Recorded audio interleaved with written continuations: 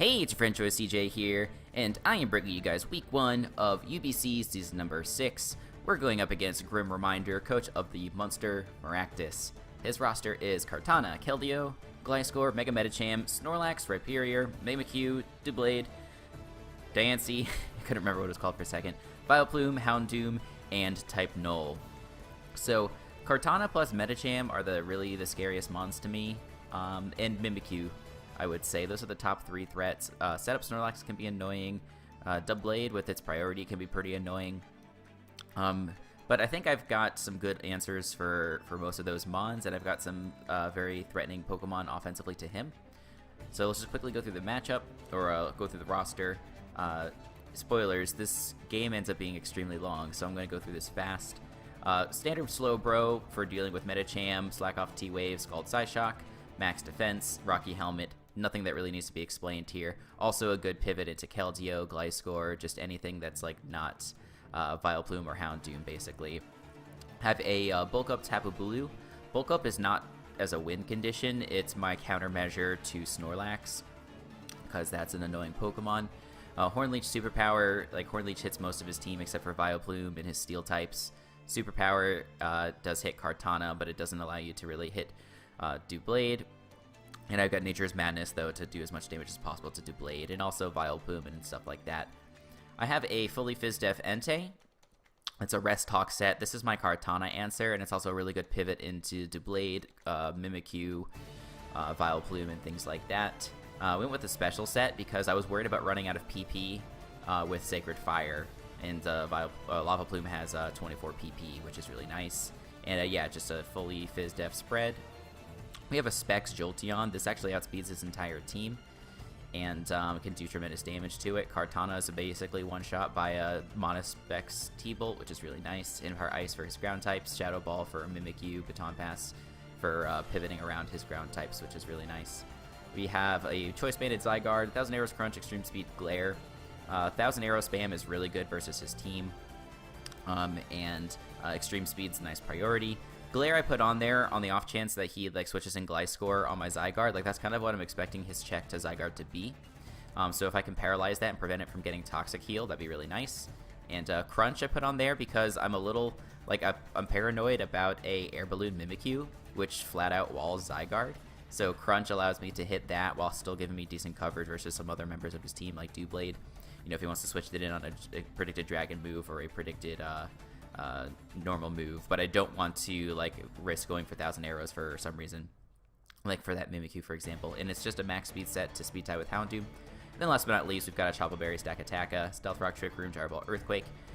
This allows me to get a Rocks up. Chople Berry gives me a last line of defense versus a Swords Dance Mimikyu with Drain Punch. I can go for Gyro Ball versus that thing, or set up a Trick Room, or whatever seems appropriate. So let's go on into the team. So as you can see, Gribbs brought Snorlax, Gliscor, Doublade, Vileplume, Keldeo, and Kartana. My plan is to lead with Zygarde, which does tremendous damage to his entire team with 1000 arrows. The only thing I'm really going to be scared of is a Scarf Keldeo, or just lead Keldeo in general. It doesn't have to be Scarf. And Kartana I wouldn't be that excited about coming in. This game is like over 150 turns. So I'm just going to get started, and we're going to do our best to plow through it. I bring in Slowbro on the Keldeo, which he did decide to lead with. He goes into his Snorlax, which I end up T-waving. And every time that he goes Snorlax, I'm pretty much going to want to go Bulu. And we have a little bit of a cycle going on here. Every time Bulu comes in, he brings in Vileplume, which leads me to bring in Entei, which leads him to bring in Snorlax. Sometimes it's Keldeo, and then when it's Keldeo, I go into Slowbro, and Slowbro invites in his Vileplume, and then Vileplume once again invites in Entei, etc., etc. On that turn there with the Zygarde, by the way, I was trying to catch the Gliscor on switching, going for Glare versus that thing, because if I could do that, then I could prevent it from getting its Toxic Orb off, and that would really be beneficial to me in the long run of the game. But as I was saying, yeah, it's just a repeated cycle of switch-ins. You know, every time he goes Snorlax, I want to go Bulu, and then the Bulu just brings the Vileplume back in. So until this Vileplume runs out of Strength Saps, this is going to be taking a very slow pace, I've got to say. the nice thing for me is that this Entei does have pressure as its ability, of course, and so every time he goes for strength sap, it actually reduces 2 PP and not just 1. So I think at this point he's already at like 11 strength saps just based on how the game's going. So that's really nice for me. For Vileplume, like Vileplume is so annoying in this matchup because it's got Black Sludge, it's always coming in on Bulu, which gives it Grassy Terrain recovery, and then he also has Giga Drain to give him extra recovery. So basically, you know, he's got the turn after he switches into Bulu, and then there's the turn from when I switch in Entei, like right now. So between those 2 turns of recovery, he gets 24% back. And then if he goes for Giga Drain, he might get like another 10% or so back. So if you subtract like 50% or 40% from Nature's Madness, I'm barely doing any damage to it whatsoever. So it doesn't even really need to go for Strength Sap. So I just have to get it to the point where it's like really desperate, really desperate to go for Strength Sap, and then always bring in my Entei so that they are as minimally effective as possible. And yeah, and as you can see, we're only on like turn 30 here. And it's a rinse and repeat cycle. So I don't mean to do any injustice to the match, but I think I'm gonna kind of speed through to like turn 100 or so until things start to happen.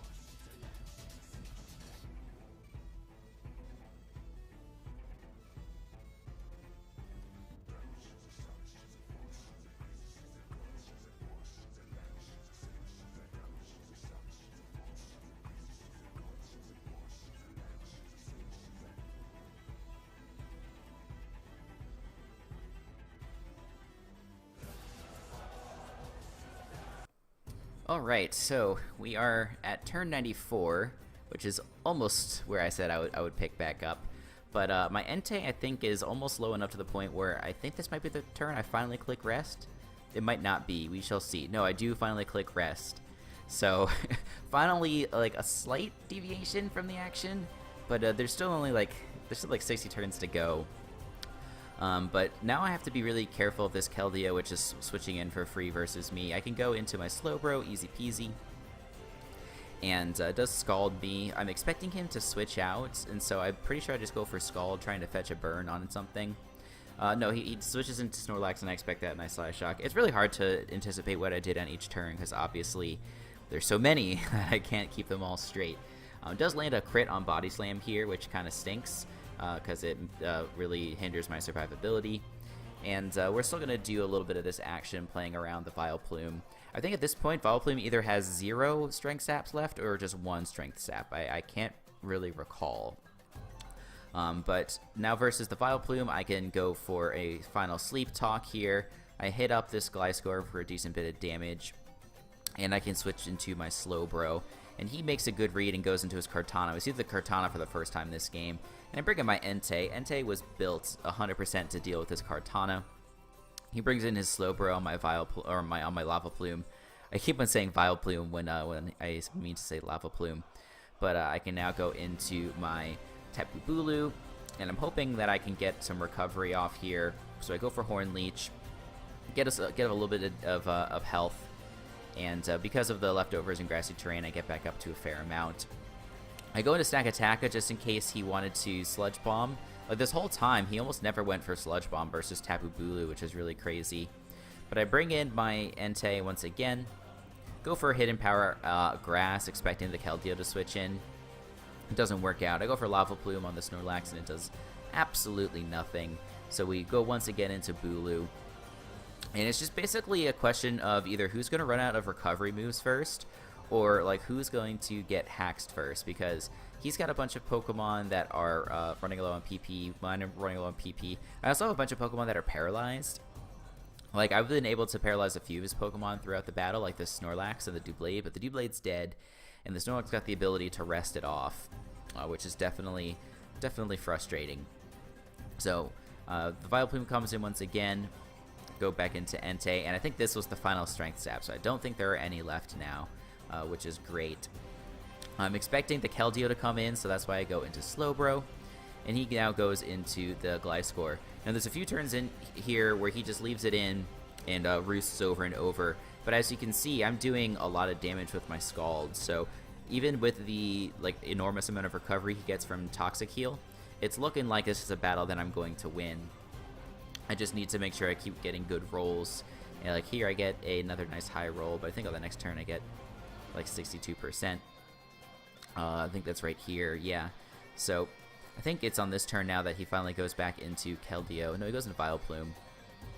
So Vileplume is another chance for me to go Entei, but he makes the smart read and goes into his Keldeo. But, you know, of course, switching out my Slowbro is never really bad because I can always get Regenerator on it. But he goes for a Calm Mind here. I don't think he's going to be staying in, so I think I click Scald this turn. And this is kind of where things begin to go south for me. I do finally get a burn. I think this is like my first burn with either Lava Plume or Scald this whole game. But I go for Slack Off. That's actually the first time I click Slack Off this game, which is hilarious. But I can go for a Psyshock here, do a tremendous amount of damage. And 44% is what I take, and he gets a crit. So if he's just max a special attack with a Timid Nature, this was a roll to kill from 43.4%. But it was in my favor, I think. So, you know, we can't say if it was 100%, you know, hacks mattered or whatever. But losing my Slowbro here is really tough. Slowbro is my good pivot into Keldeo and into Gliscor. And without that, things might unravel here shortly. So I go into my Zygarde because I can very easily E-Speed versus this. But he brings in his Vileplume and tanks that very easily. I once again go back into Entei. And, you know, is he going to go into Keldeo? Is he going to go into Snorlax? It doesn't really matter because I can't do a lot of damage to either with Lava Plume. Get off a burn on the Snorlax, which is whatever because he can obviously rest. And that's exactly what he does right now as I bring in my Bulu. So it's going to get very tough here because now my Bulu is the answer to both Snorlax and also Keldeo. So I'm expecting him to switch into Keldeo here. So I actually go into my Zygarde. And I'm hoping to launch an E-Speed here. But he's going to go back into his Vileplume again. Maybe I should have just gone for 1,000 Arrows. But because the thing that stinks here is that because E-Speed makes contact, I do get paralyzed from Effect Spore. So that's really bad. Because now my Zygarde doesn't outspeed really anything on his team. I guess it might still outspeed this Vileplume, but that's it. So I have to pivot back into Entei.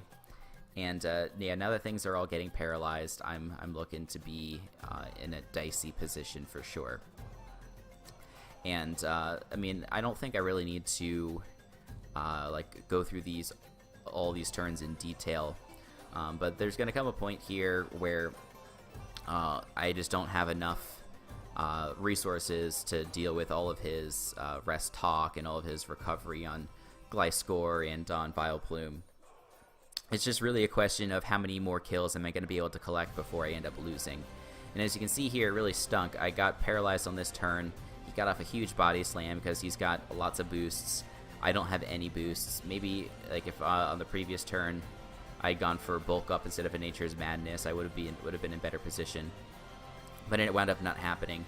And my Bulu is finally going to go down to this Snorlax. So the Pokemon that I was kind of relying on to beat Snorlax ends up getting taken out. I go into Jolteon hoping that I can maybe get some sort of roll. Like I think I need a max roll basically to kill with Thunderbolt, and that wound up not happening. So I can revenge kill easily with the Zygarde with the E-Speed, and I double into Zygarde on this play, you know, because I knew he wasn't going to be staying in with Kartana. I could have potentially killed with 1,000 Arrows depending upon the roll, but once again I'm paralyzed, so he's faster than me, so he can easily roost. And at this point, there's obviously no way that Entei's going to be able to beat a Gliscor. So, I mean, this game was a little painful.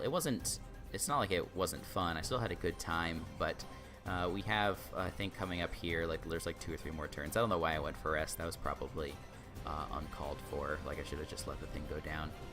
But we are gonna drop 4-0 to Grim. I think if like just a few turns went differently, like if somehow Slowbro could have survived versus the Keldeo, I would have been in better shape. Maybe I could have also switched out into Tapu Bulu and then brought it back in, you know, because then Slowbro would have more health, which would have been really nice, because he would have gone for Icy Wind versus Bulu, and then I could follow up with a Psyshock. That could have been one thing I'd done. Versus the Slowbro, like in the last few turns there, like the turn where I went for Nature's Madness, and then I got paralyzed on the following turn. I really stunk. I should have maybe prioritized Bulk Up, and that would have allowed me to deal with the Slowbro a little bit better. Once it was 2 boosts ahead of me, and I didn't, you know, and I missed that turn because of the paralysis, that was really bad for me. So, you know, it's a tough loss. 4-0 losses are never good, but I'm pretty happy with how this game played out, other than the fact that it took forever. But I just mean, like, I don't think, like, my team was too poorly constructed. I think it was pretty good. As you could tell, he had trouble dealing with me as much as I had trouble dealing with him. Maybe I should have brought something like Crawdaunt to do a little bit more damage to the Gliscor. That might have been better, because I don't have an Ice type on my team, and Slowbro was, you know, was good for dealing with Gliscor. But if he had had a little bit more Spadef investment, actually, I wouldn't have even been able to 1v1 Gliscor. I would have just been relying on Bulk Up from Tapu Bulu at that point. But I digress. This has been a long enough video, and I don't mean to take up too much more of your guys' time. We're going to be looking to bounce back next week, and I hope you guys do all come back for that. So thanks for watching. Make sure you check back to the channel for other gaming Pokemon content. Until the next time, I'll see you guys later.